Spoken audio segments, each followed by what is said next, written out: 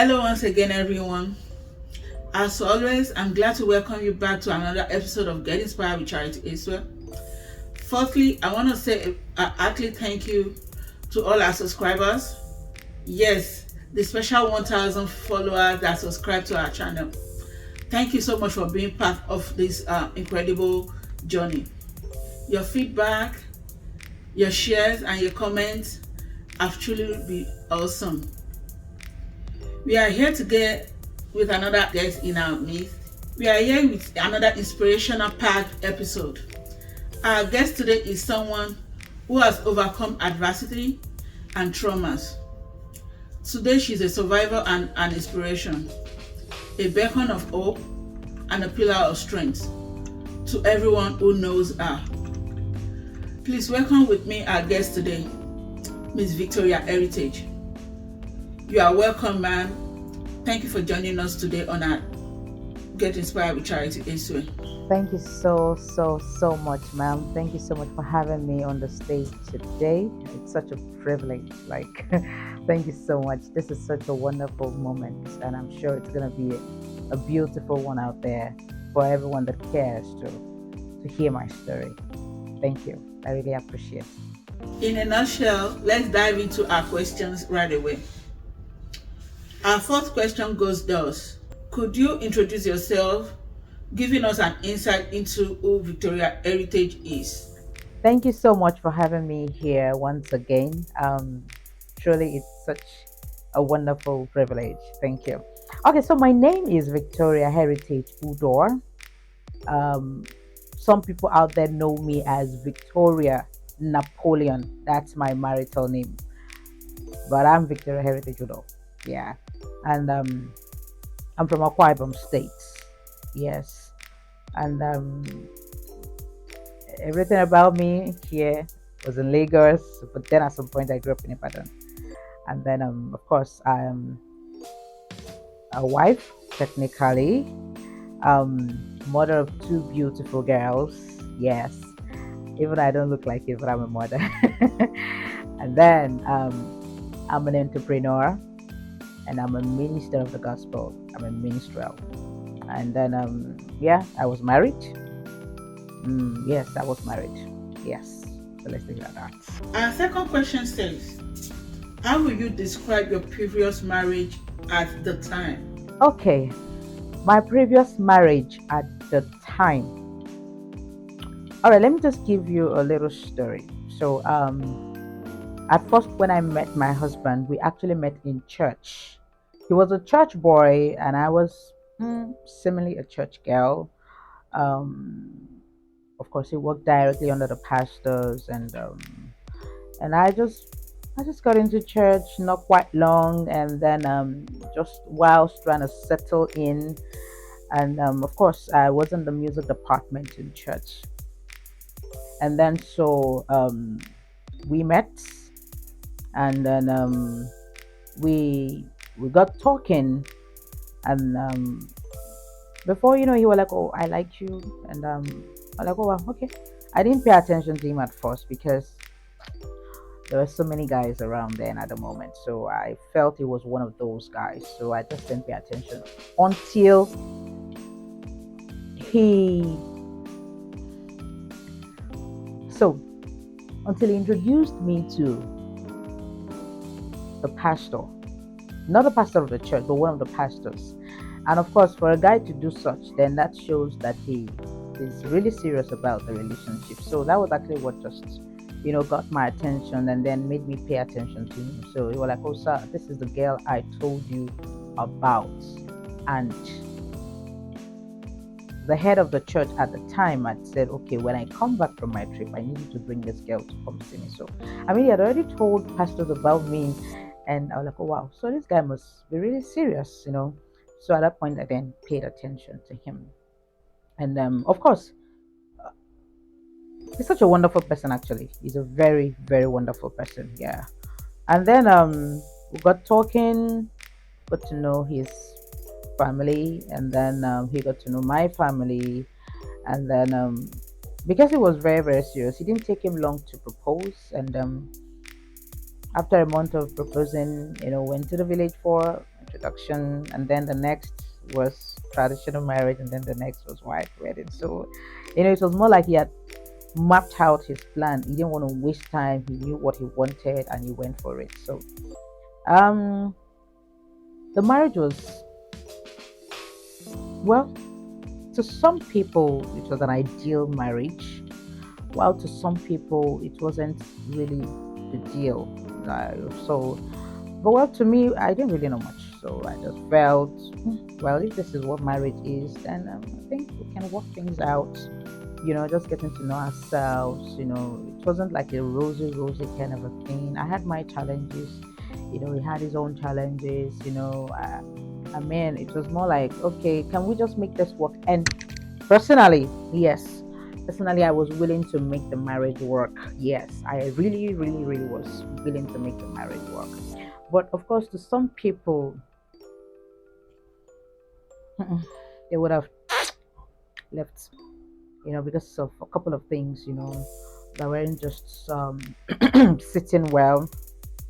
Because of my kind of personality, I just want to see that, okay, things work out. Let it not be heard that it got bad or it got wrong because of me, right? So I would always want to see that, okay, things work out between me and my partner. And so, as much as possible, I try to be a very, very, very wonderful wife. If nobody tells me you are, I know, yes, that I am.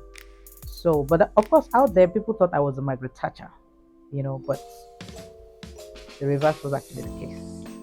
So, indoor, at home, I made sure that I gave him peace. I make sure that the environment was warm and beautiful enough for him to come back home. And of course, as an Akwa babe that I am, the way we are wired, is to make sure that our husbands are well, okay, well taken care of, make sure that they are just fine, the environment is okay, the atmosphere is just wonderful for him to just, be the man that he is. And so that was what I did, and that was all I did. So it wasn't a case of maybe I didn't do my part. I played my part so well, actually. And then on his own end, yeah, I would say he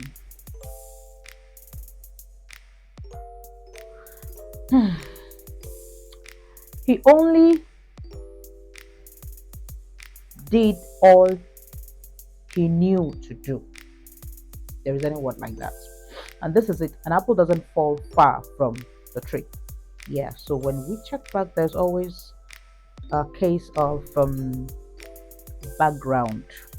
Yeah, there's always a case of a background, how someone was raised, their formative age and all of that, so what they see at the point when they were growing, has a lot to speak when they grow. Just like a child, when they come in blank, open slate. So it is what you program in them is what they,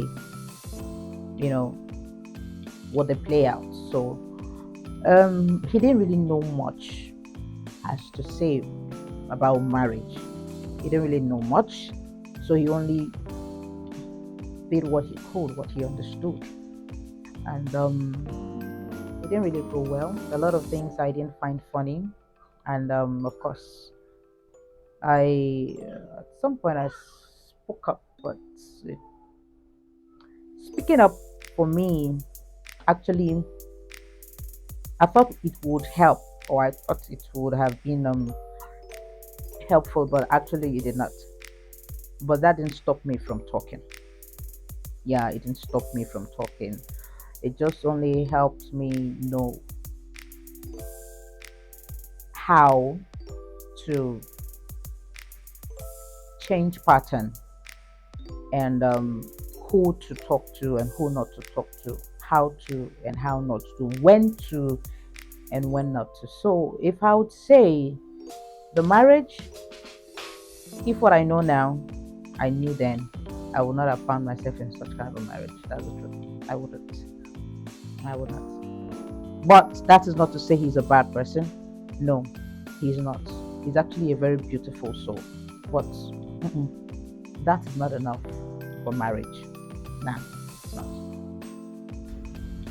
Our third question says, could you kindly share with us how everything came crumbling down and where that left you? Okay. Wow, this is where I get to tell my full story then. Hmm. All right. So back back then so there's this business he he had been doing before we got married. Yeah.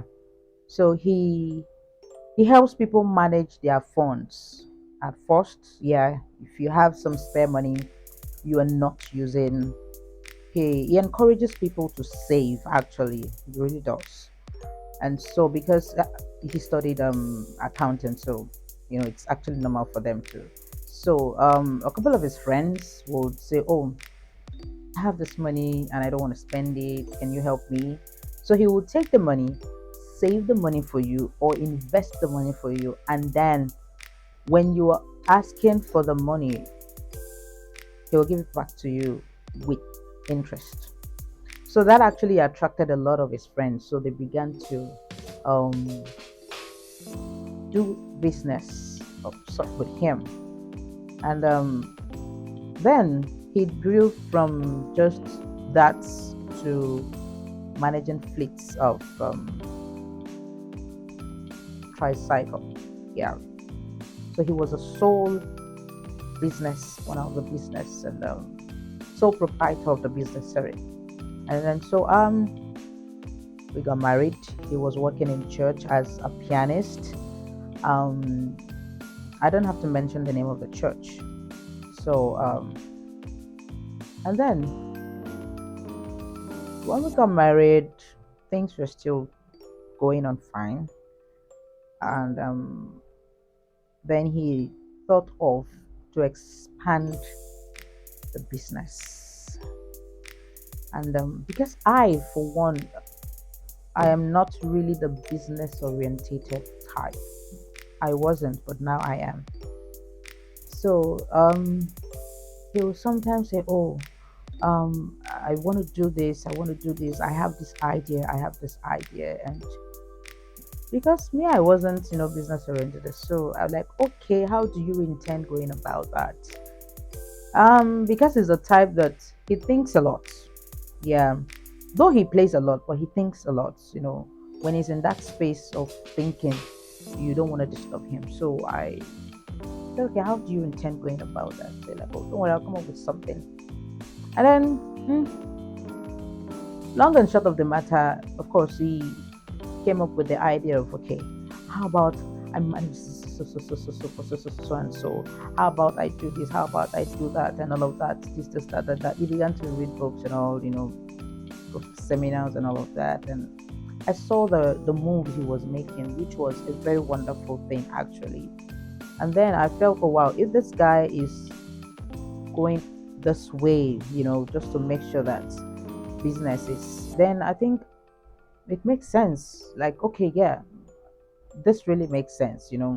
So I tried in my best to, just support in the little way I knew how to. And then I started introducing the business, talking to people about the business as well. And then I also invested in, the tricycle business. And trust me, it was a very lucrative one, because if it wasn't one, I am one of those people then who would not want to take risk. But now I love to take risk. So because I saw that it was lucrative, one, two, because it was from a trusted, source. So and I was affiliated to, because of course it's my husband.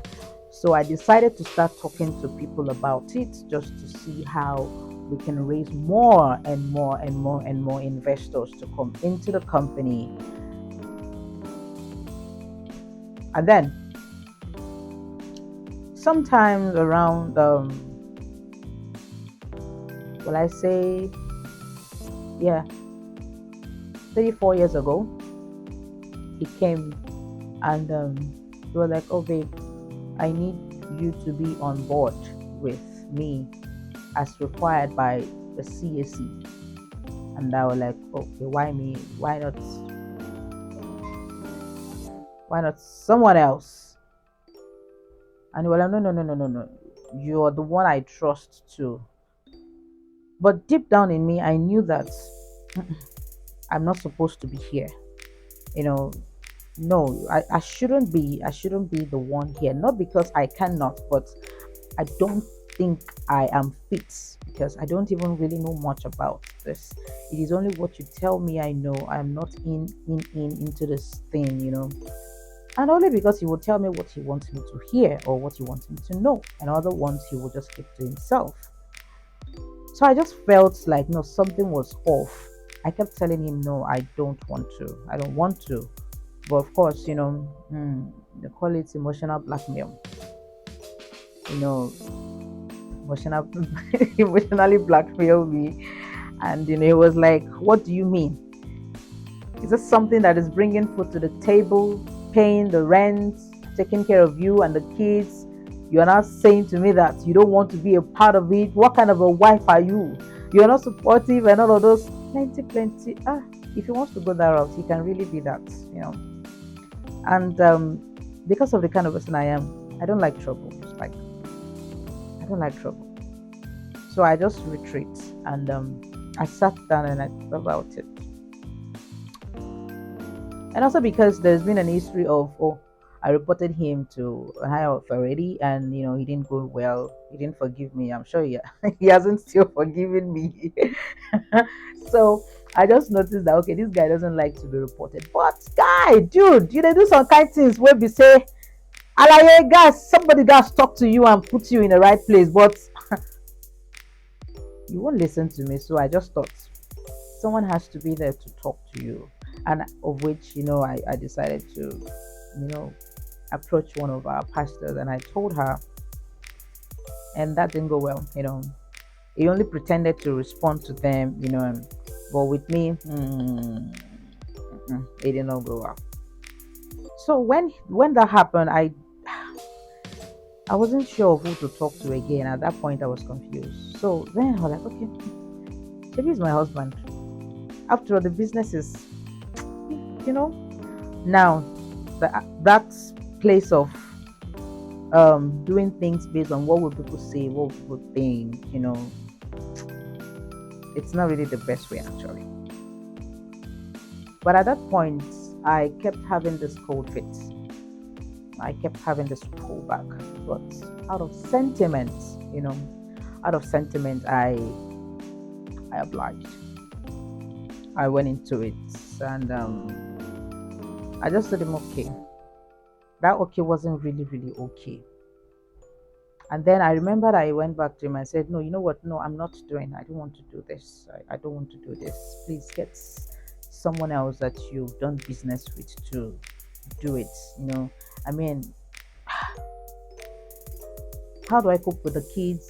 This one, and it's just too much for me. Can you just handle it alone?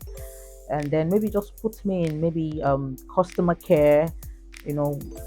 It's fine, but this CSC thing, it's not going down well with me. And we're like, no, you cannot do that. Before you know it, then threats started coming in, sort of. And before I know it, the document was out.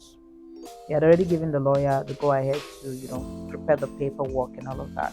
So I remember the day I was with him at the office, and I think we were interviewing a couple of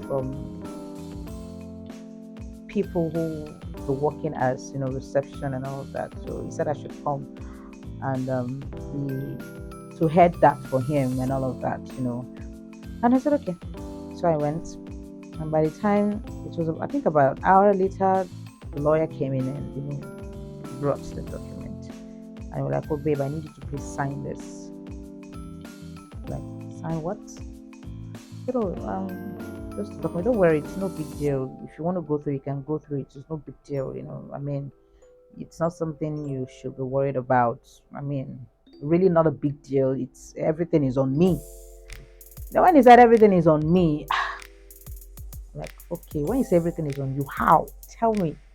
We're like, oh, the this, the that, he started making, and then to even sum it up, the lawyer didn't even help matters. The lawyer came and said, oh, man, you don't have to worry. There's nothing to be worried about. It's just some CSC requirements, nothing, to worry yourself about and all. Ah, Oluwao. And that was how I was made to sign those documents, on duress, which was, I'll say, the beginning of my regrets. But well, there is no regret in Zion, so I still thank God, right?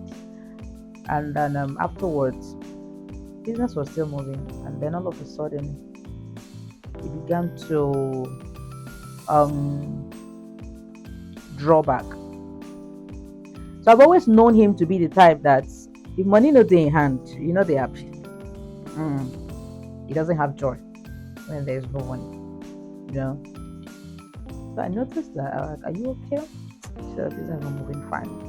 My mom was like, well, the Nigeria we did. Anybody will be there don't move fine for Nigeria. Give yourself joy. Move on. Everything goes soft. Everything goes soft. Just keep on at what you're doing. And first month, second month, third month, then the pandemic, and like, okay,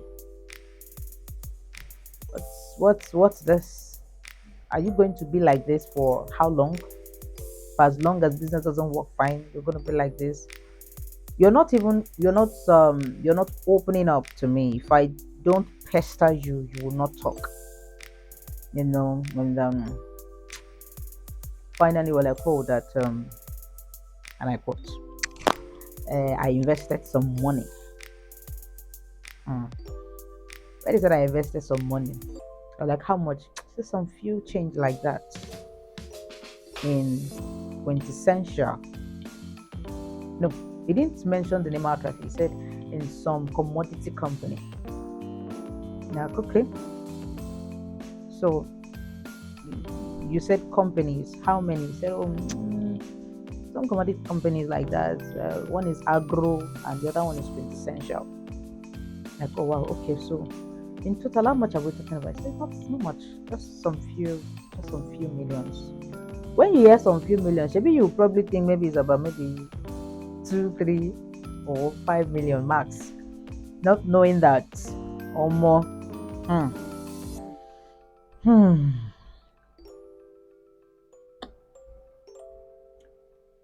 According to the record he provided, when we sum everything together, it was about 40 something million. But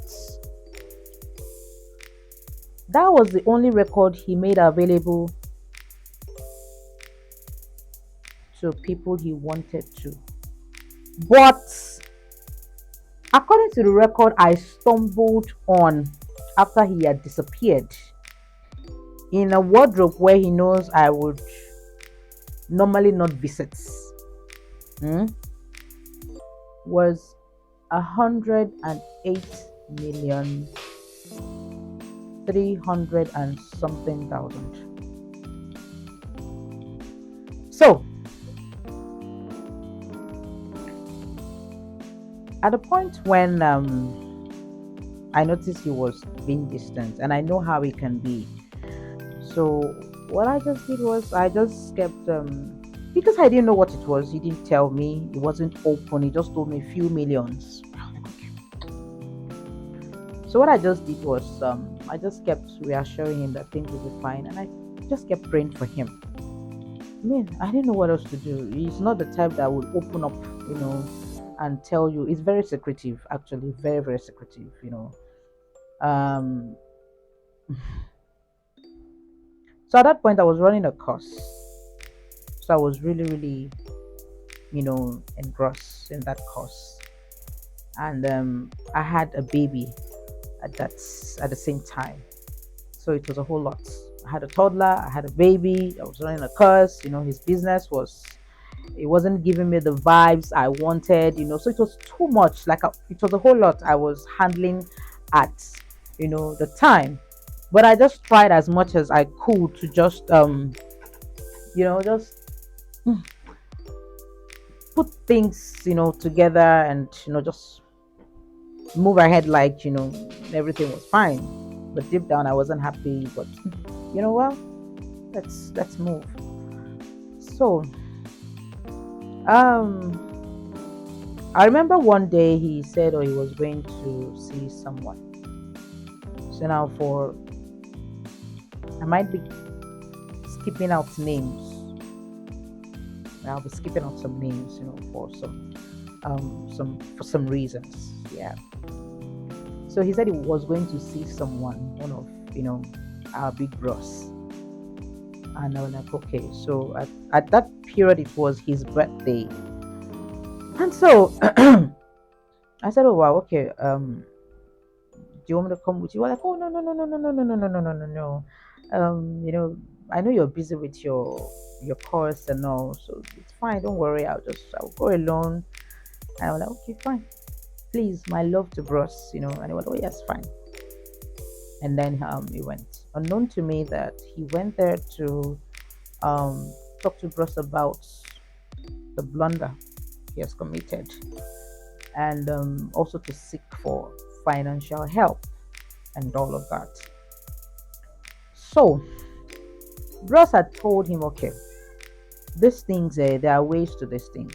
One, let's even have the record of what it's on ground, and let's see how we can work things out, right? You're like, okay, so I need you to provide me details of how much we're talking about here, and who, and which he provided the first details, and he didn't provide the rest. So it was that detail that Bros had now was what we're working with, unknown to Bros that there are many other details. At that point, he had met with a lawyer, and the lawyer happens to be a pastor, and he had explained himself. According to the lawyer, what the man said. He said, oh, that wisdom came to me and told me that he wanted to go report himself to the police. And he was like, why? He said, oh, because he's owing a lot of people money. And we're like, okay, so if you're owing people money, so why do you want to go report yourself to the police? He said, oh, because the money is so much that he doesn't think he has, what it takes to pay the money back.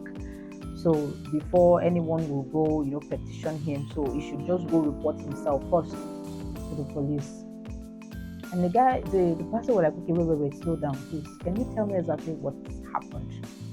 And at that point, he now had to open up, told the lawyer exactly what happened, how he invested money in quintessential, and he was duped, and how agro also, business just went down the drain. And so, according to the lawyer, the man said, okay, I am going to file a petition for you.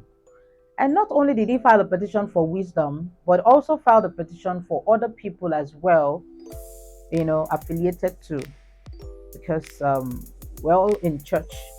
So he just, okay, how many people do you know that are in this thing together? So I think maybe he gave names of the people that were in investment with him together, quintessential and all. So what the pastor did was he did a pro bono and filed a petition for them, and it was still ongoing, right? And then Ross thought it was the best thing for him to do was to disappear. And so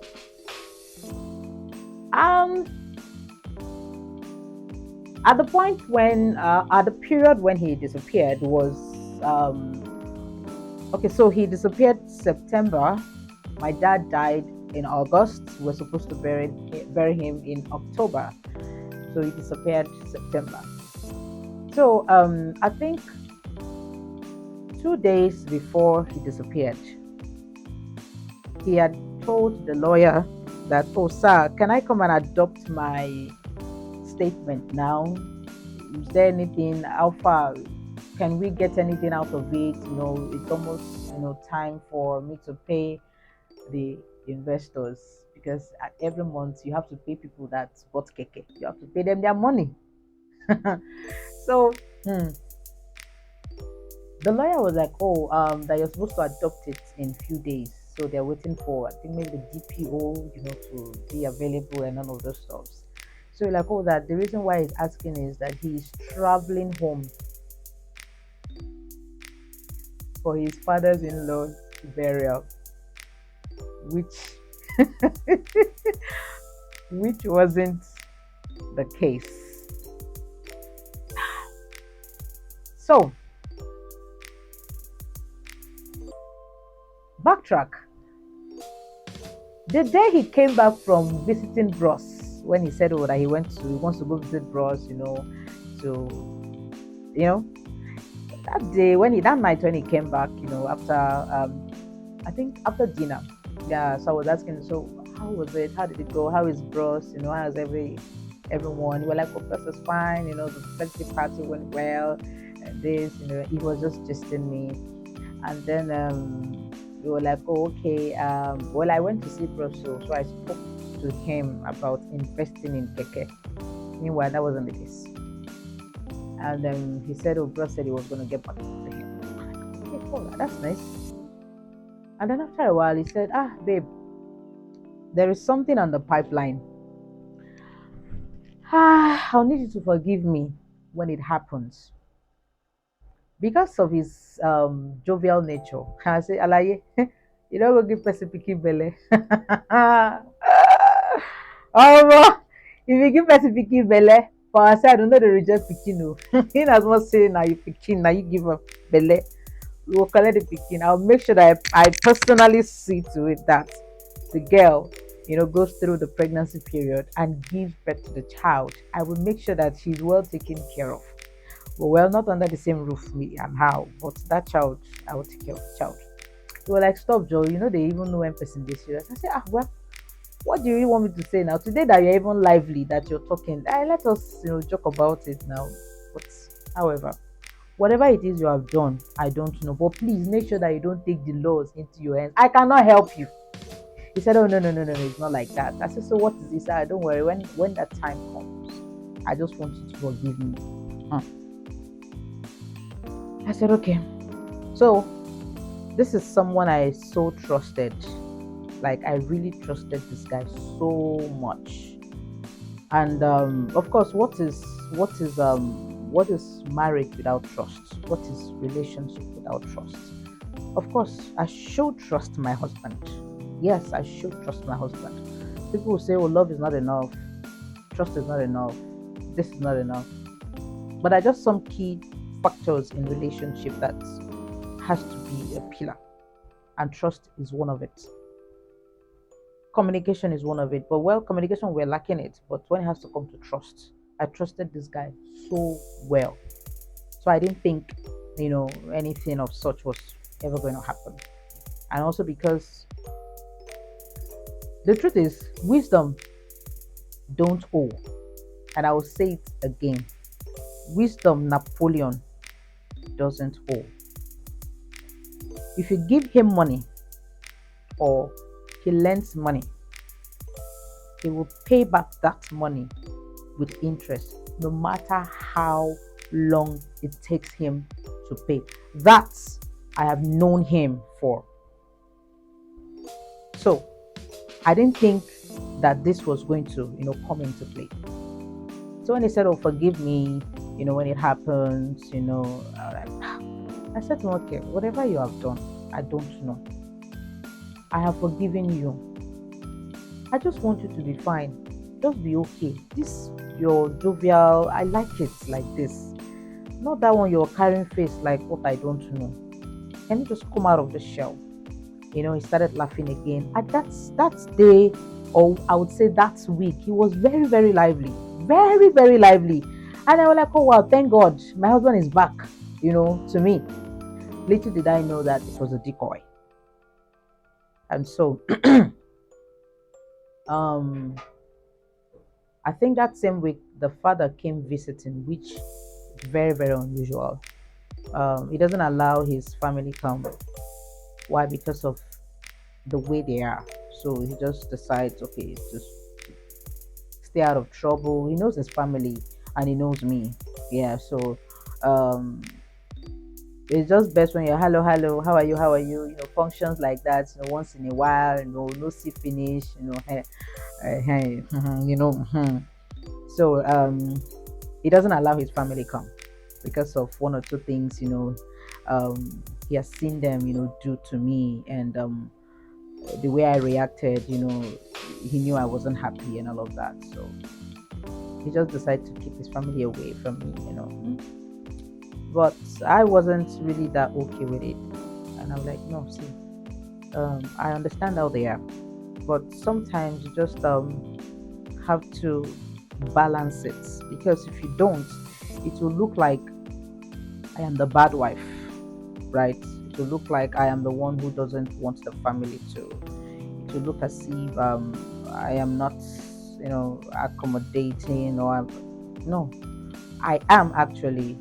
I understand that. Oh, it's actually their default mood. I mean, their default, personality.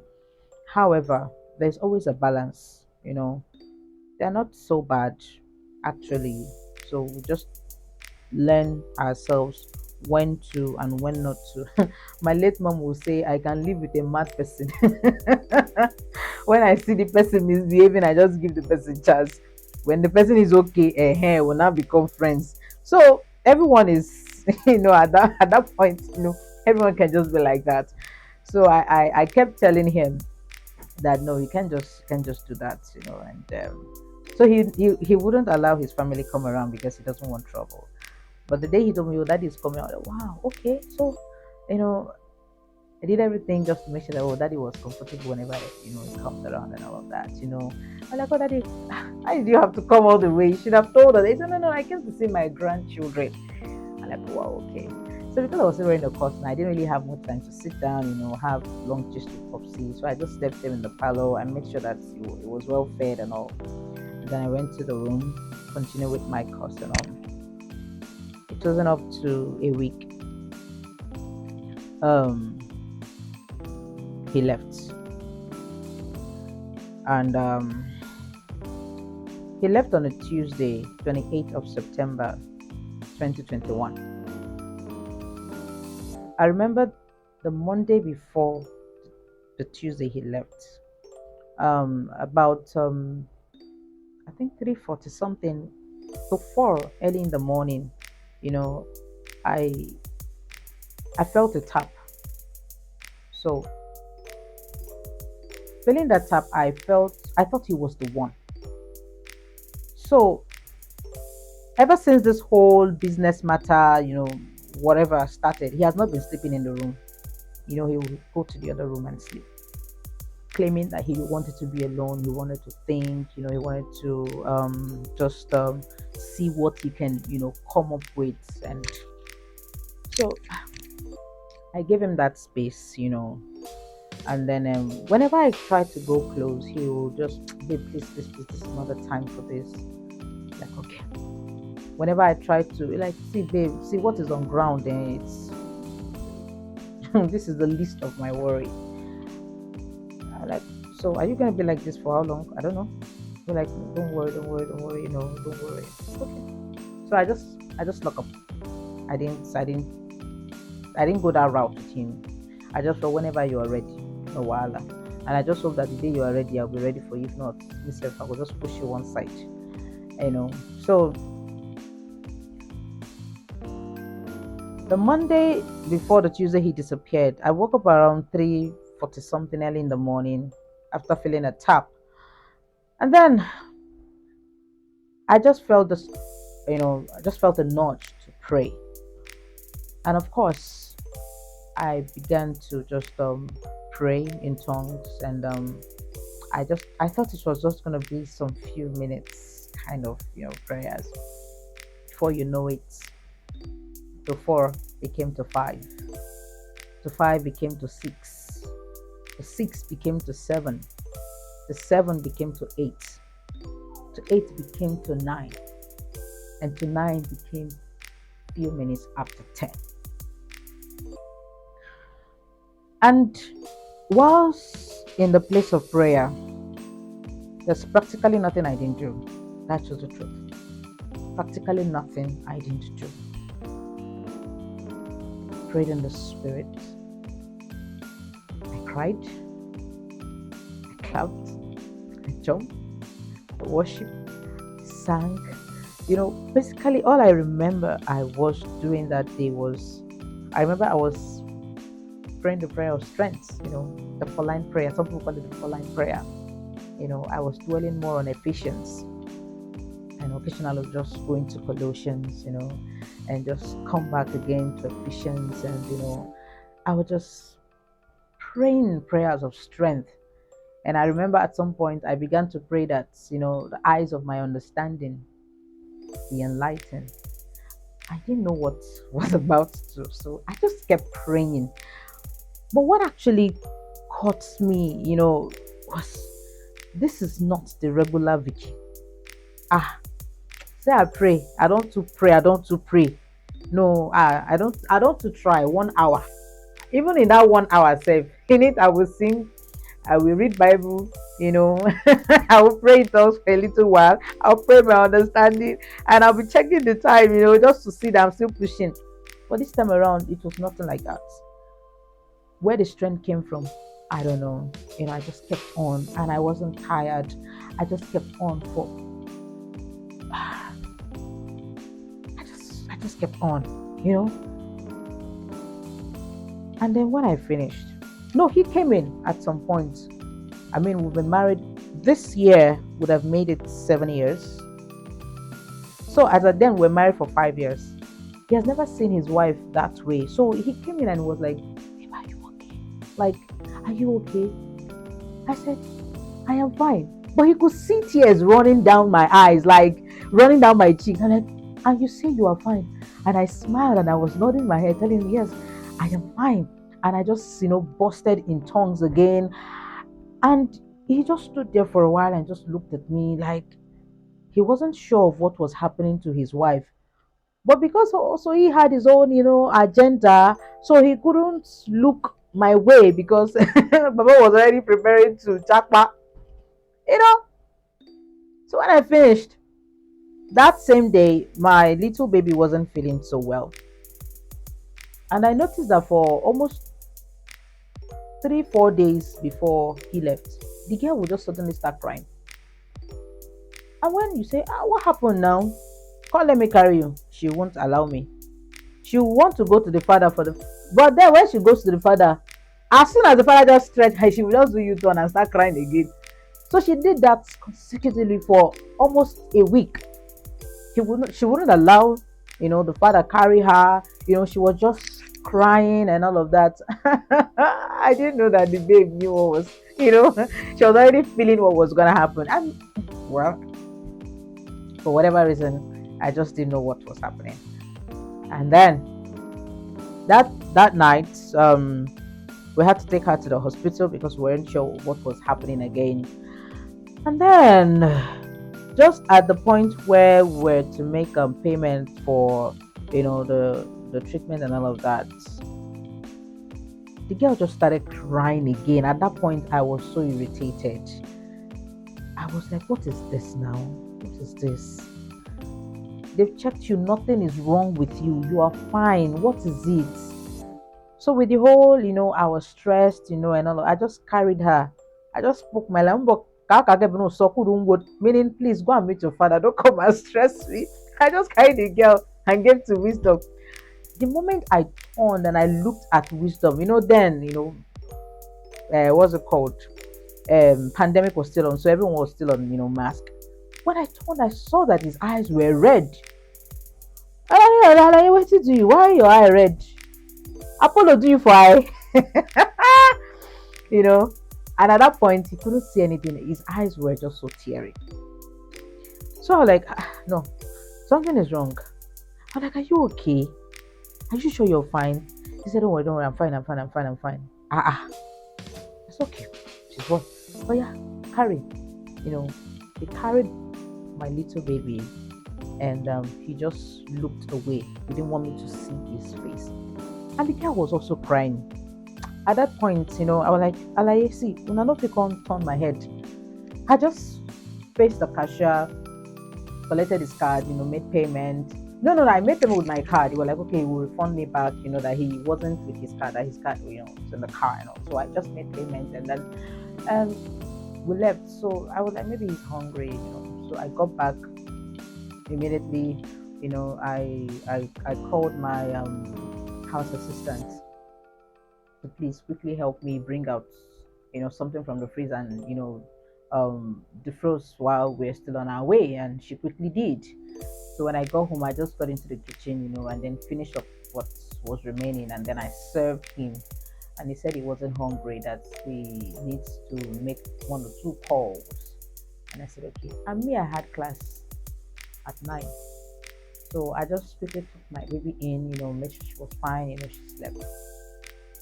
So I'd set a goal for myself. Okay, if I could pray 6 hours this Monday, today, and what tomorrow being Tuesday now, I will push it. But I'm going to share it because I had a couple of meetings during the day. So, and that was it. So I just set that target for myself, which was what I did the next morning.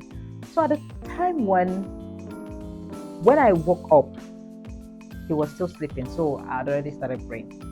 Of course, he was in the other room, not in our, matrimonial room. And then, so when he came into the room to pick up 1 or 2 things he'll be needing for, she's dressing up and all.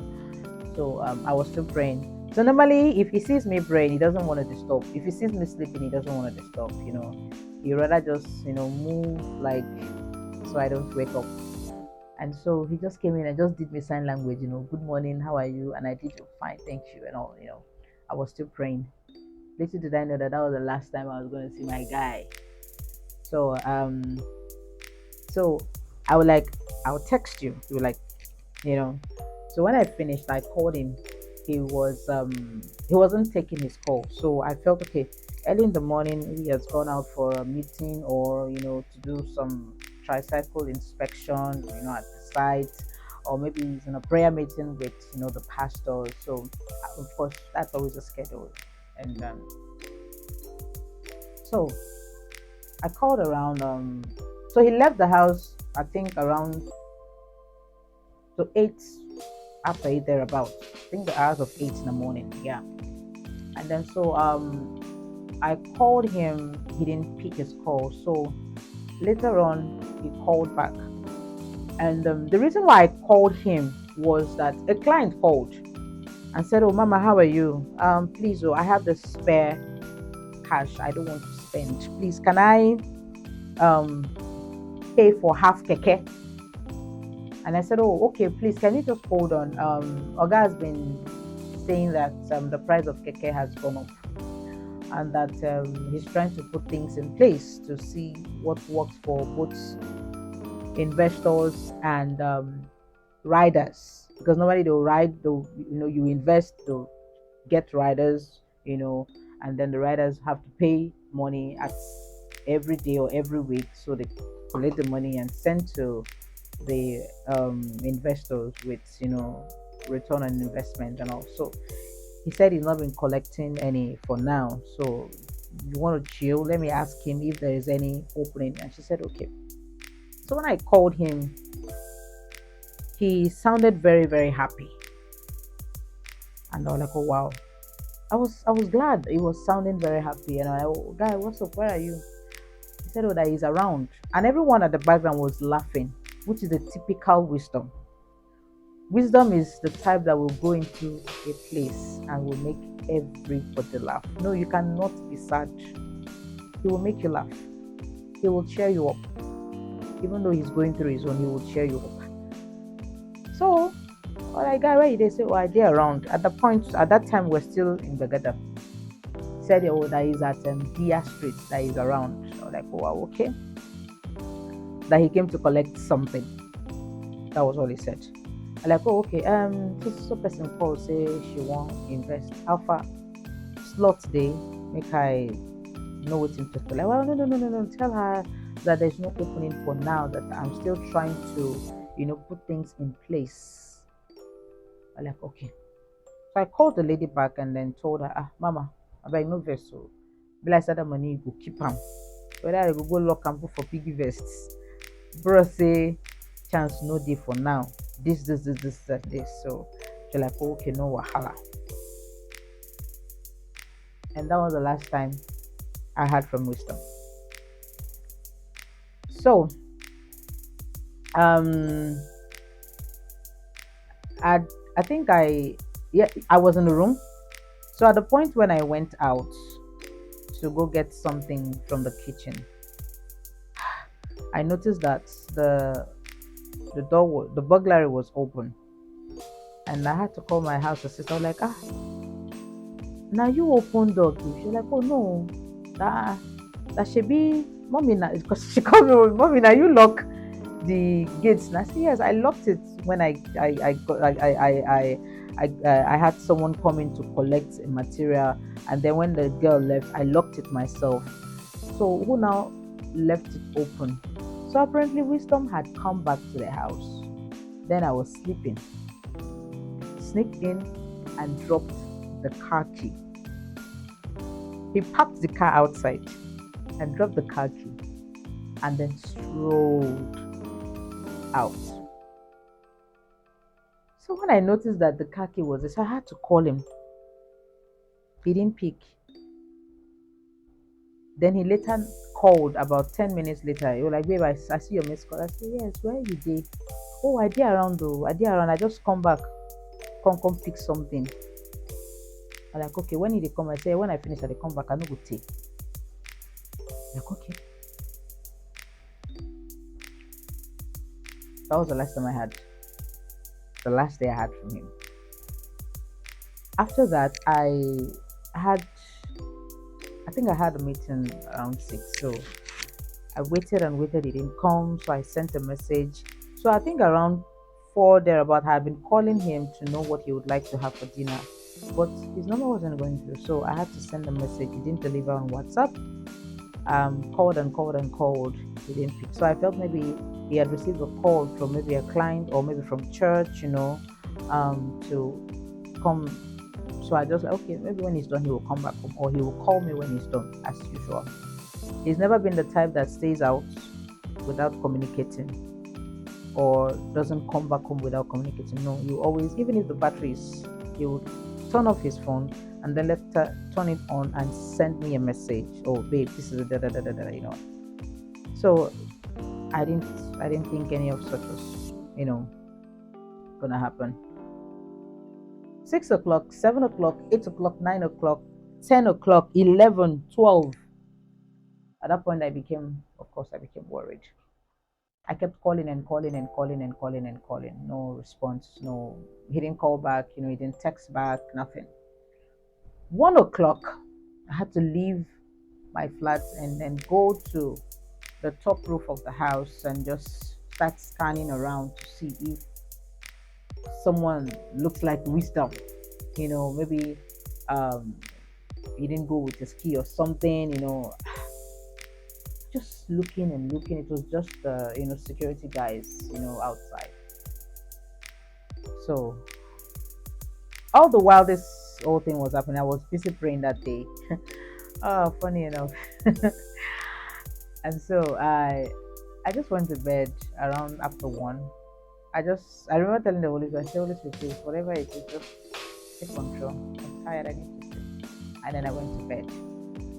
I woke up the morning, in the morning, and And then I called the number again and it didn't go through. At that point, I was worried. And so I went to the restroom and then came back and I saw that a message had dropped. And then when I picked up my phone and I saw his message, and I'm going to read it out. I still have the message here. And this was 29th September 2021 at exactly 2:20 midnight a.m. He said, "Have been contemplating suicide for some days now.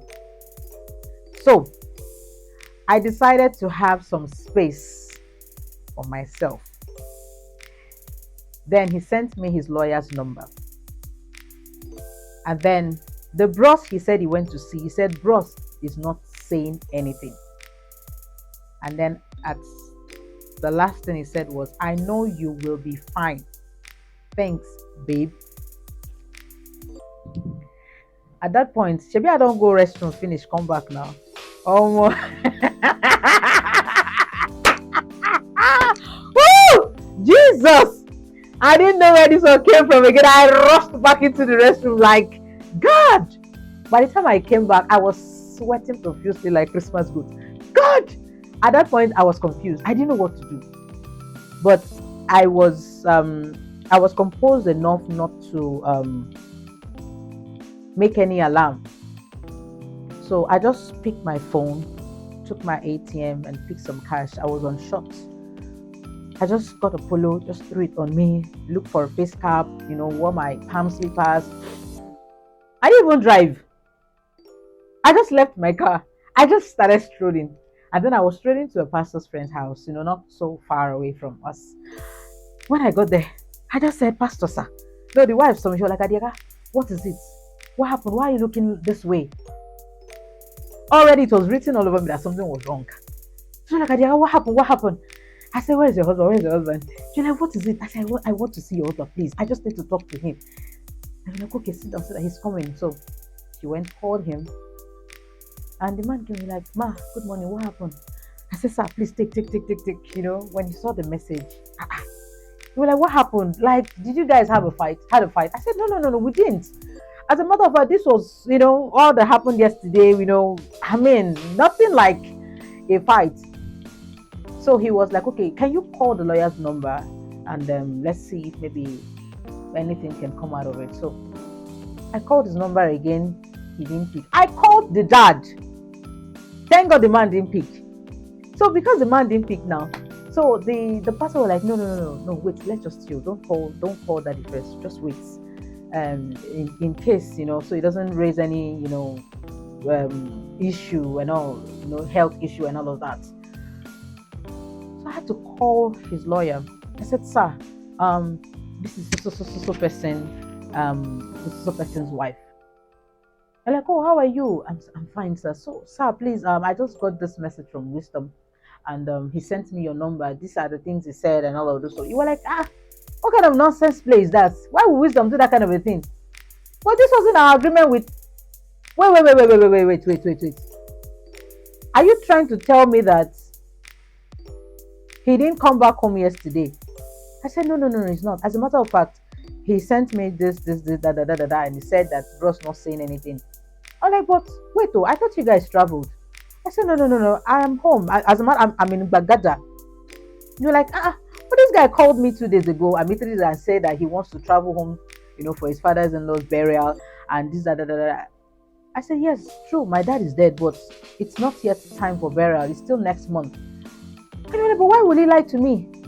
I'm like, okay, sir, please, can you just slow down? I don't understand what's happening here.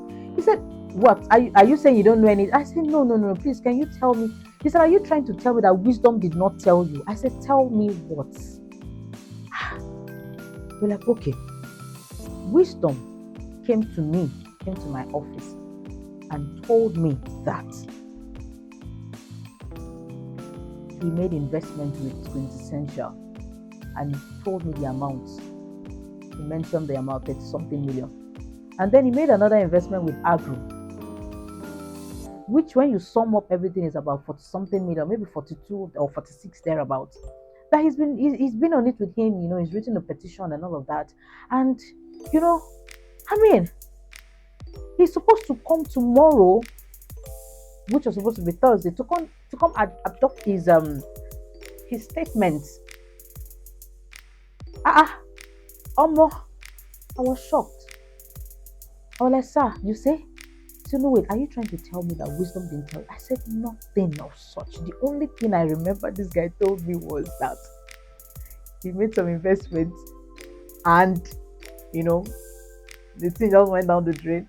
And when I asked him how much, he said some money, some few millions like that. He said, "Oh my dear, that guy is stupid, that it was so amount of money." At that point, I just felt my heart gradually sank into my stomach because I didn't even know how. I just ended the call and I began to cry. Before you know it, we got of course we had to escalate to church. Got tracker involved, and all. So apparently the guy had, by the time the tracker got to where it was, so they had to track his line. By the time they got to where the last found, the guy had moved. Till date, we have not seen. So because of time, actually, there are still other things that I would have loved to still talk about, but let me just if need comes, I would chip it in other questions. So that's how everything just went down the drain. He left, and then till date, no one has found him. I would say he has refused to be found because he knew what he did. It is well. Our fourth question goes thus: what kept you going through the dark time, and how did you manage to provide the required stability for you and your two young children? Okay, so the scripture that says he keeps at peace. Some version will say it puts at rest those whose mind stays on him. The Bible does not mince words, actually. So backtrack. You see what happened that Monday before he left. That was the beginning of it for me, because if I had not yielded to that moment when the Holy Spirit wanted me to, I don't know what would have become of me, actually. I don't know. So I was sensitive to that moment and I was willing to just go that, not even knowing how long it was going to take me. So I'll always refer back to that day. I will always refer back to that day. So one of the days when I was having conversation with the Holy Spirit, I kept asking him, Holy Spirit, this, that, right? What did you think happened to you that day? Okay, I need to really understand. He said, I was making power available because I had seen what was ahead of you. And there's no how you would if I don't. So what he did was he interceded for me.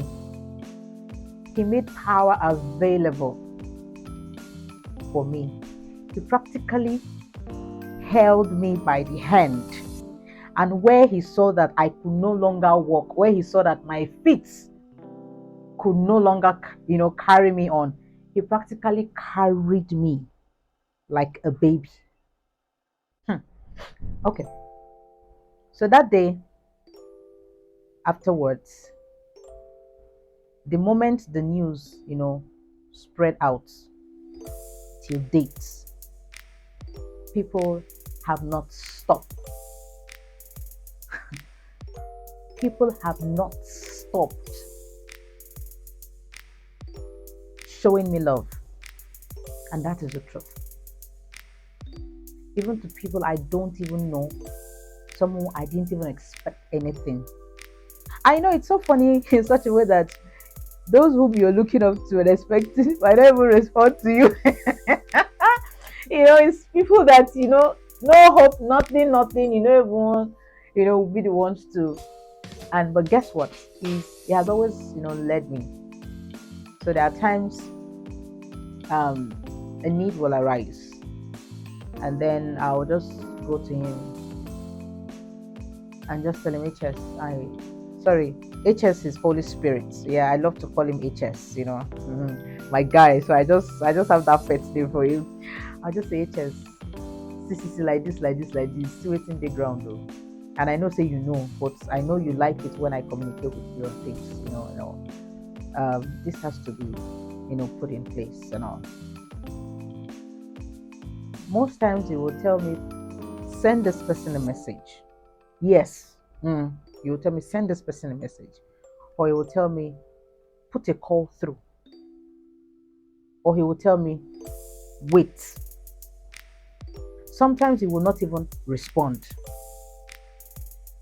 So at that early stage, I was always, afraid, fear of the unknown. I was always afraid of how do I take care, or how will I take care of my children? Because I know it is suffer.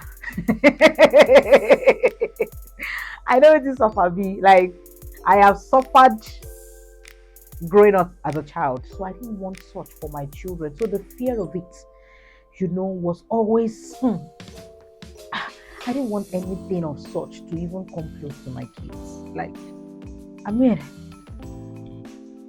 but yes, when he said, babe, I know you'll be fine, he didn't lie. But he just did not know the extent at which that was going to. And when the Holy Spirit said to me, I am not going to leave nor forsake you like he did. I am always here with you. I have been always with you, and I will always be with you, no matter what has or is or will happen. I really didn't understand much, but now I understand. Now I know for sure that this guy really, really loves me so much. No, HS doesn't play with me. He doesn't. How I've been able to survive? Yes. So I'm very, very creative with my hands. Yeah. I had to. So part of the things I did was I sold this car, and then I erected a salon for myself. I met a couple of people. I sent messages, telling people, okay, this is, because people kept asking, what do you want to do now? What would you do now?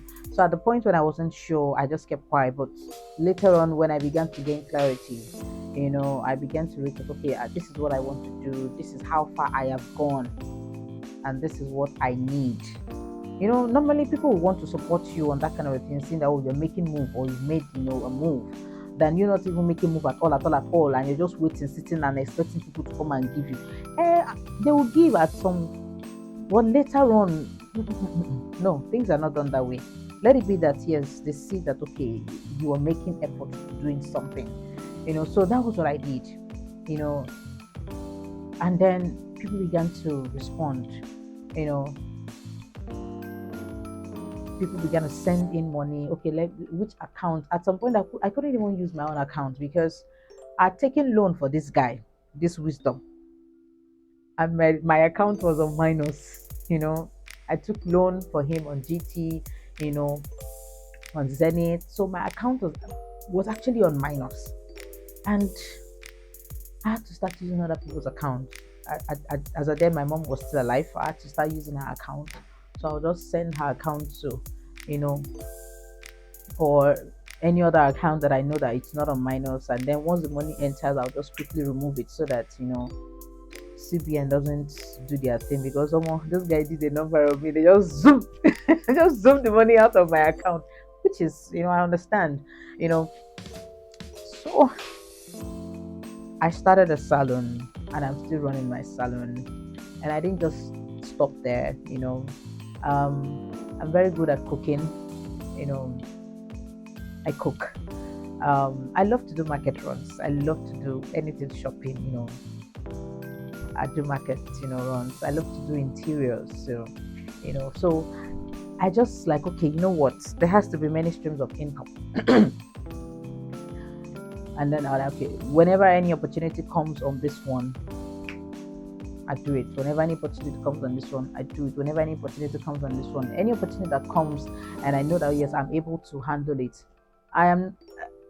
I just made myself, so flexible, to in dealing with any anything that I just I find myself do and I can do. I do it, and I wasn't just sitting down, stretching my legs, because I know that people will give me money. No, I wasn't. I made sure that I was doing something, you know. If there's anything I needed to get right or I needed to learn more, I'll just, look at it, get more knowledge on it, and then, perfect it and all. So, but even with that, even with that, I've been blessed with so many fantastic, beautiful souls around me. No, this girl is the girl that the Lord has helped. I have been mightily helped. I have been mightily helped. I can say that 101 million times. I've been mightily helped. Someone picked up the children's scholarship. They're actually on scholarship to whatever level of education they want to. I don't have to worry my head again about their school. Someone just called from the blue, said, okay, how are you? Are the kids okay? Is there anything I can do? And before you know it, because I had to send out message. I need money for children's school fees. Please, can you help me?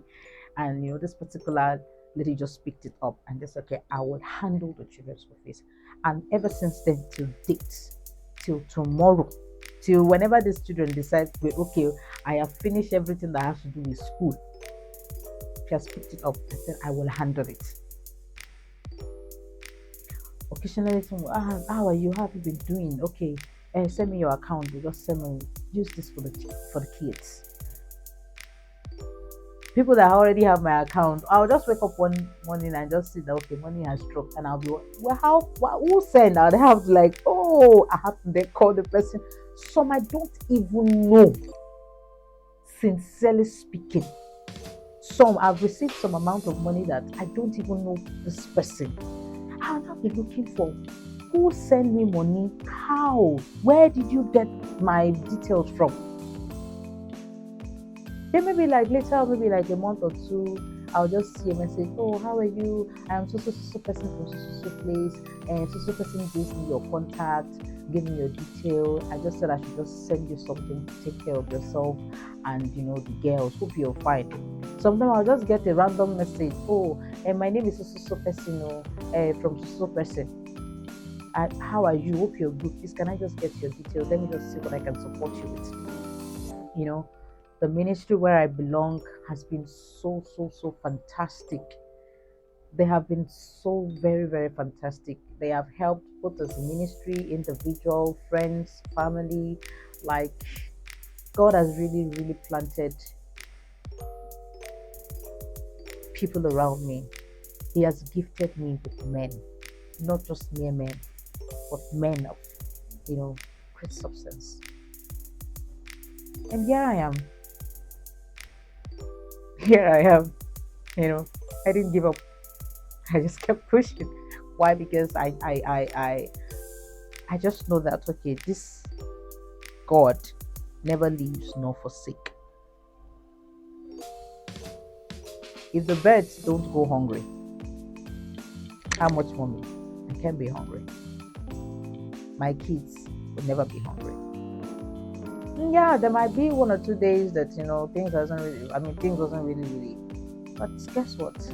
Before you know it, they will just help has been coming from left, right, and center.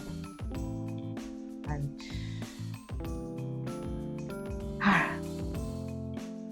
I would say I've been really, really, really, really been helped by the Lord.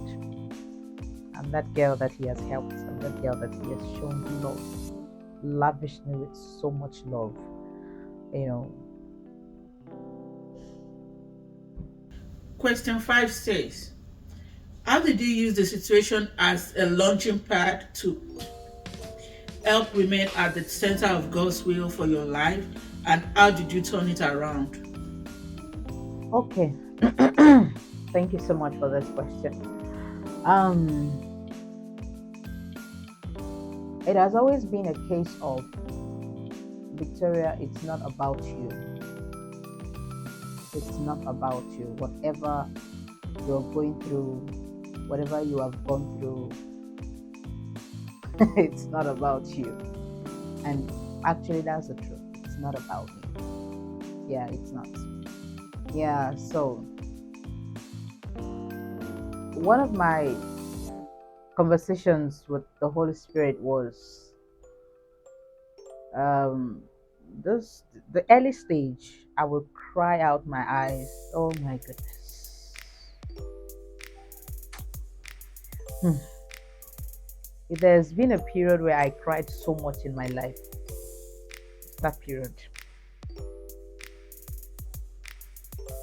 You know, little things will just trigger, and I will just go deep into thoughts, and I will remember a lot. No, but jokes apart, my eyes have seen the glory of God.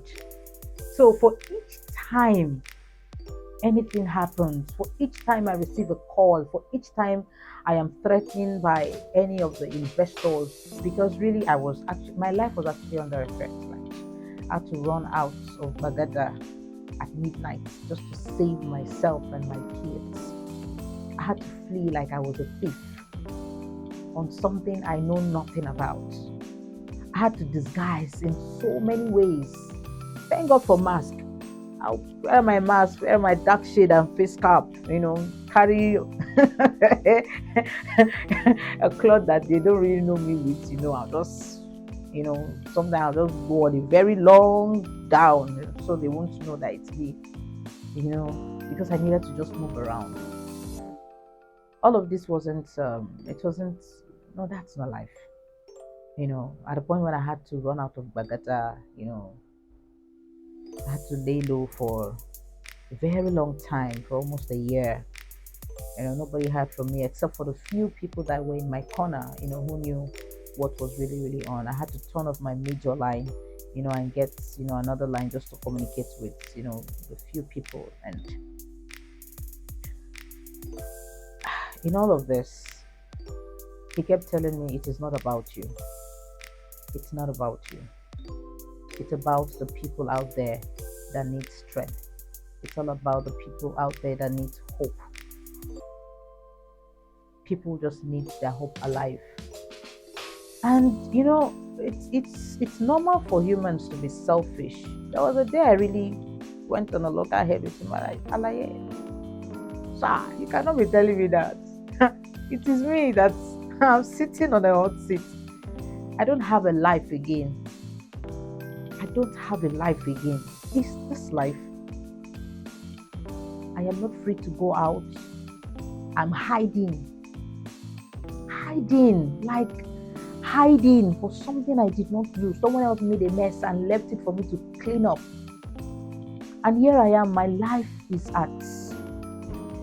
My children, they are asking questions. A lot of people are, people are monitoring my life. Little did I know that some set of people just took it upon themselves to be, trailing me. And I didn't even know that they've even trailed me to where I live, where I had to run to, just to be sure that, truly, truly, I don't know what's up. Truly, truly, I'm not in contact with this guy, But he kept telling me it is not about you. Even when I was thrown into cell on this same matter for nothing I know nothing about, I was thrown into cell just because some unscrupulous human beings came and bribe the police authority that was in charge as a den. And so for whatever reason they thought, just threw me into cell for something they knew that I knew nothing about. Even in the cell room on the floor there where I was lying down and crying, he kept telling me, this is not about you. It is not about you. And whenever he says that it is not about you, the thing they do when I say my head won't explode. Because, guy, are you whining? Is this playing? Like, are you joking right now? Like, this is it. And you're telling me it's not about me. You know, like a child who would throw, tantrum. You just allow the child be. And then when the child is calm, you then come back and tell the child, oh, this, and this. And, the child will understand. So for each time I found myself in that place, he would just chill. And then when I am calm, he will then come back. Most times we're like, are you calm now? And then we'll start talking again. And he will tell me, it is not about you. I am building you up for what is coming ahead. I am building you up for the ministry ahead. The first day he said that I am building you up for the ministry ahead was the day I asked him. I said, okay, so we have every way we will know to find this guy. We don't try him. Is it that this guy is dead or he just disappeared into limbo? Because we can't find him. And Jesus already said to me, said, see, leave him be. The focus is on you now, not on him. I said, sir, I don't understand. When you're saying the focus is on me, not on him. He said, yes, the focus is on you. Focus on yourself. Focus on your growth. There is a ministry ahead of you. And you cannot allow anything to distract you. So all of this, part of it is your learning process, your learning curve. Part of it is just a distraction to teach you focus and all. I said, whenever you say these things, this is how I feel. He said, I know how you feel. I know how you feel.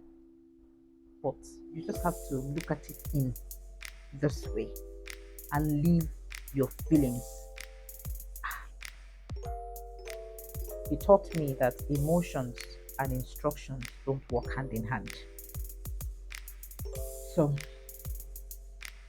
when he said it's not about you, it's about the ministry ahead of you, what you have gone through or what you're going through is a story that you will someday tell.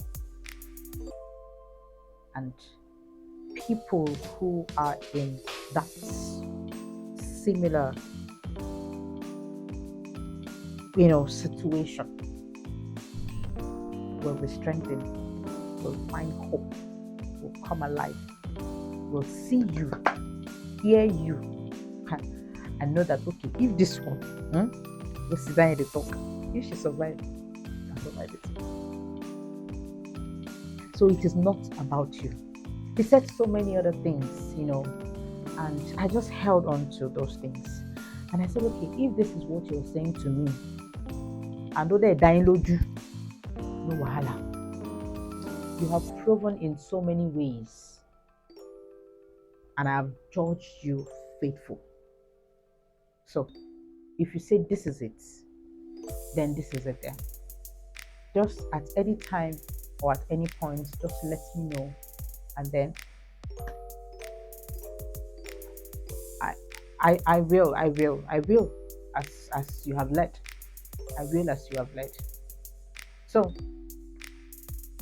this, I will say again, it was never about me. It was about people out there who find themselves, might not even necessarily be exactly what I have gone through. Might be a little thing. Some people don't have, they have zero threshold for pain. They are not able to handle pressure. No, I saw pressure. Pressure pressured me. I decided to pressure back. Pressure did what? Flee away. Because no, I no grief for them. I no grief for them. I didn't. So then I did what? I decided to find my strength in what?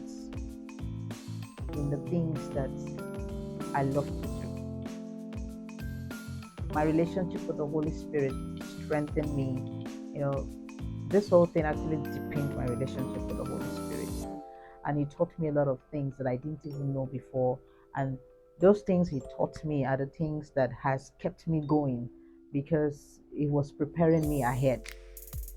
And trust me, um, over a couple of months now, um, I've had cases where one approaches me and say, "Oh ma, please, I'm going through this," and then I'll just guide the person, and not one, not two, not three, not four. Many people have been coming to me. Some have been referring people to me, and I think you need to listen to this woman's story. Maybe when you listen to her story, you will get yourself together and move on, because she went through this, and even with what is still happening, it doesn't even look. It doesn't. She doesn't even look it. Yes, I don't look like it, and I cannot even look like it. Why? Because I know who's backing me up. So that's that's it. Thank you for all your responses. Like, it's been really, really, really inspired. I want to ask you a quick question. Like, from our previous discussion, I learned you've been having a program this month of April called A Throne with Abba. Can you enlighten us, tell us what the program is all about, the date and the time, and the venue for the program? Thank you. all right. Thank you so very much. So far it's been a wonderful one. Okay, so it's an evening with Abba, and this is the first edition of the Throne Room 1.0. So a short story on how that came about. So I was going to do my birthday. My birthday is on the 19th of April.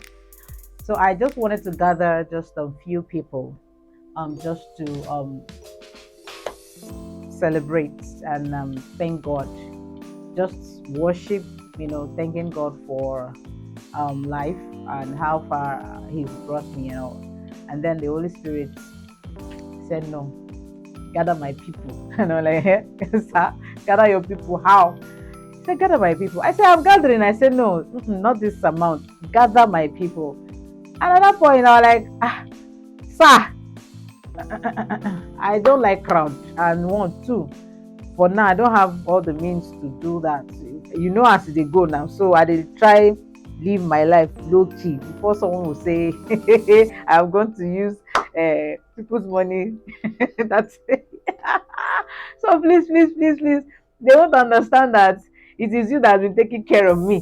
So they will think maybe this guy has sent money to me, and I'm just living. Please, please, please, please, please. To do program now is not. They were like, "Are you worried about the money?" I said, "I'm worried about everything. I don't want crowd. Please, it's just few people I want in my space to just come and." So for like 2 3 months, I didn't talk about it with him again. We'll talk about everything, but see this throne with Abba, I will not discuss it. So later on, when I went for administration, and then he said to me afterwards, said, "Are you still not going to respond to my?" So at that point, I felt emotionally blackmailed. God. I said, "Okay, so let's sit down and talk. This is it. You want me to do this? You want me to do this? Hope say say na like this, na like this, na like this." He said, "Okay, you're worried about the money, where the money will come from, right?" I said, and other factors." He said, "Okay, sit down, write out all the things that you'll be needing. One, two, you have siblings that have done this before. Ask them how it was done." I said, "Okay." So at that point I had to reach out to a couple of my GSWMI siblings, and I began to ask them, "Bros, how you take do your program? Sis, how you take do your program? What and what should I look out for, what should I plan for, and this and that, what should I put into consideration and all of that.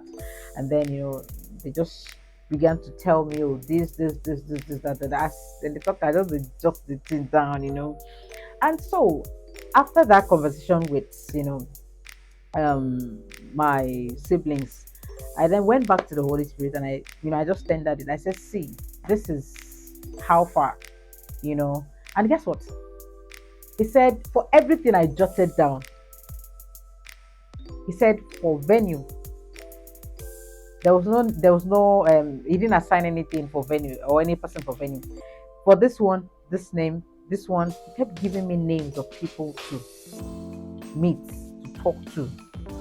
And guess what? For every one of the names he gave to me, none of them said no. Everybody just, wow, we're in this with you 101%. And it has been so, and every other person that just getting to hear, support has been so amazing. Like, and then I went back to myself, okay, so we need a venue. So I was like, okay, let me use this. I just started having ideas of venue. He didn't even say anything, he just kept quiet, allowed me to do my thing. So it was at the point when I felt stuck, like, ṣé venue kò ní sí ni, won't there be venue ni? Like, abi you want us to go open hair? Let us know, because it's going to be raining soon. So if we're going to be drenched, let us know,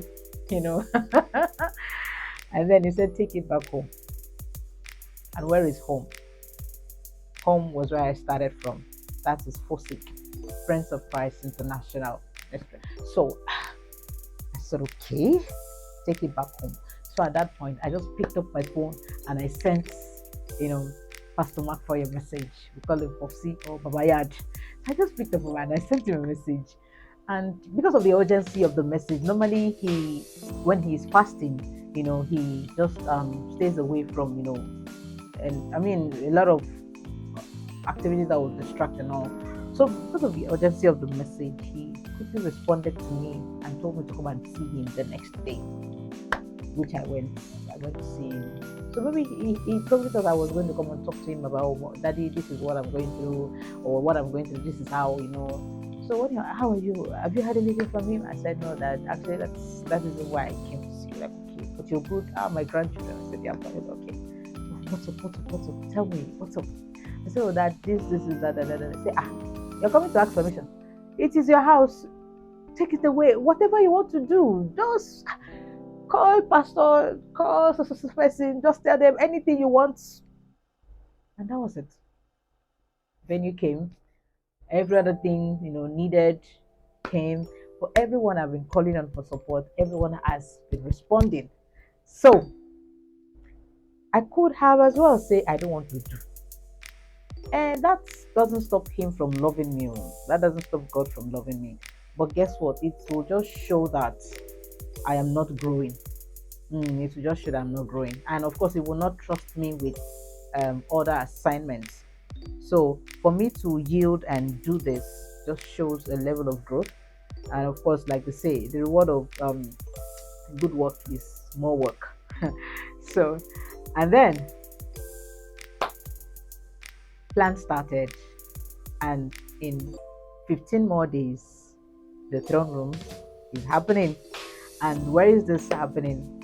Happening in Apapa, that's Lagos, Apapa. 35 Oladipo Uluwole Road off Park Lane, Apapa, Lagos. And the time is 2 p.m. and it's going to be on the 20th of April. It's going to be on a Saturday. So please, you're all invited. And if there's going to be buses available, yeah. And the what's it called? The number on the of the person to contact, if you want to join the bus, is actually on the flyer. The flyer will be posted out so you can also see. Yes, and if you feel led to want to support this, this assignment, please feel free to reach out to this number I'm going to be calling.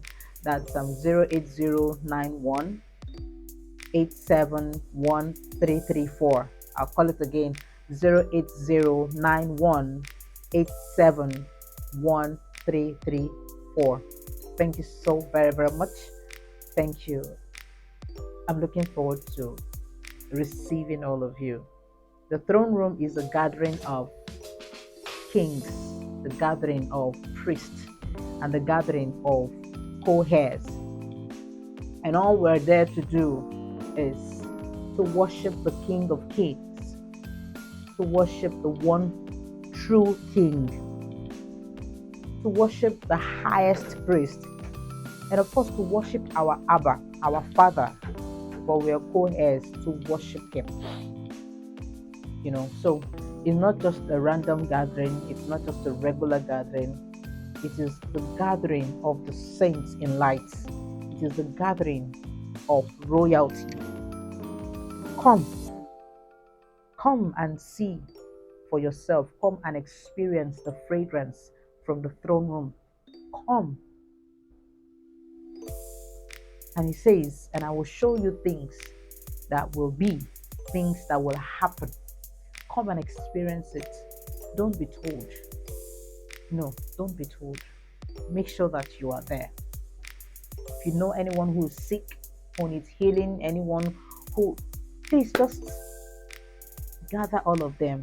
Bring as many sick people, as many as possible. Come, and as we worship the King, they will receive their healing, they will receive restoration, they will receive deliverance. Come, for no one goes before a king and go back home the same way they came in. Nobody. You go to see a king, your life has to be transformed. So come with me to the throne room and let's worship this King together. So it's not about my birthday. He just totally scrapped that. He said it's not about you. So anything now that I want to do, I just automatically know it's not about me. Vicky, it's not about you. It's about Him. And for me, that is fulfilling. For me, that is just okay.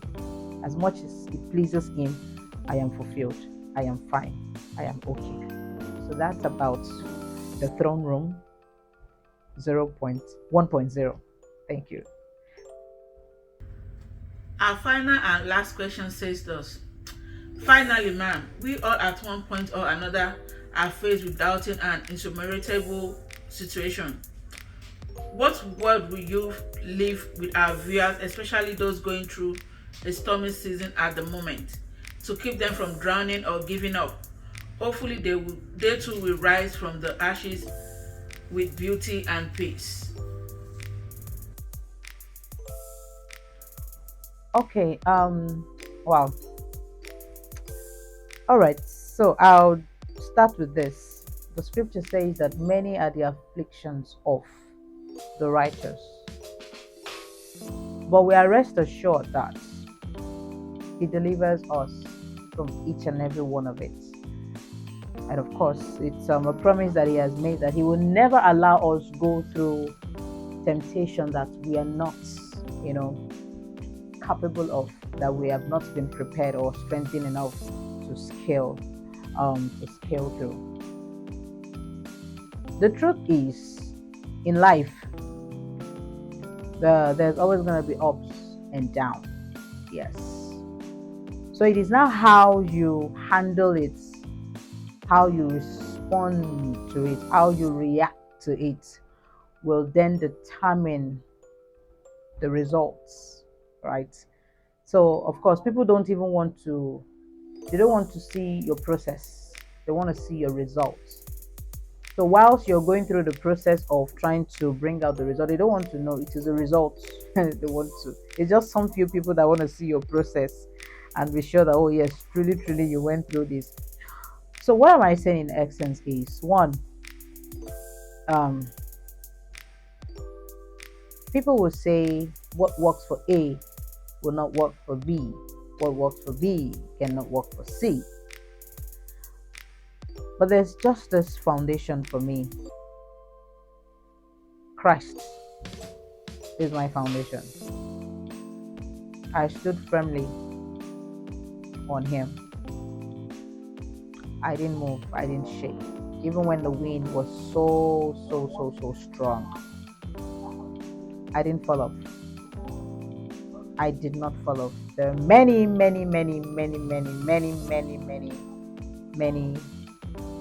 um many chances for me to have, but I stood firmly on him because I didn't know any other way. I didn't know any other way. I didn't know any other person. You know, even while all the things, I was going through then, of course, people would, out of, let me help, you know, would suggest things to you just so that, they just want to show help. And I understand people want to, want you to do what they think, if it's a demo, this is how I would do it. And well, guess what? A lot of people introduce a lot of things to me, but I kept saying no. No, I know that I will scale through this one because he said it that I'll never leave nor forsake you. Yes. And truly, he never leaves nor forsake. He doesn't. No matter how bad, no matter how worse it looks or it may look like or it seems like, he never leaves nor forsake. He's always there with you through the thick and thin. He's always there in the fire, in the rain, in the storm. He's always there. With me, the same. He was, he is, and he is still will be with me. Right? So I'm going to leave you with this word. For whatever thing that happens, perspective really matters. Will I sit here and tell you that there are days I didn't think of ending it all? Will I sit here and lie that there are days I didn't think of? Of course, there are days I thought of ending it all, like, I'm done, I'm tired. No, person not supposed to go this kind of thing. But guess what? I'm here. The days I cried, the days, I was down to that. I was down. There were days I was so discouraged. Like, I felt like, you know what, it's not worth it. Let me just end it all and just move. I mean, is it the days I've even been called a thief?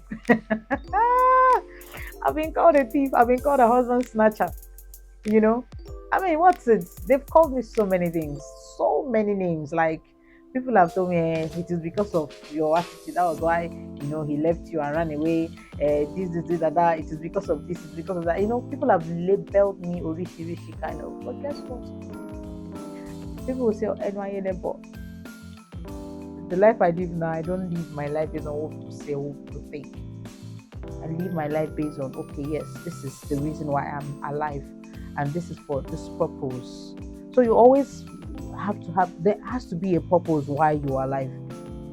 And the moment you know that, okay, this is my purpose, the strength for will just keep on.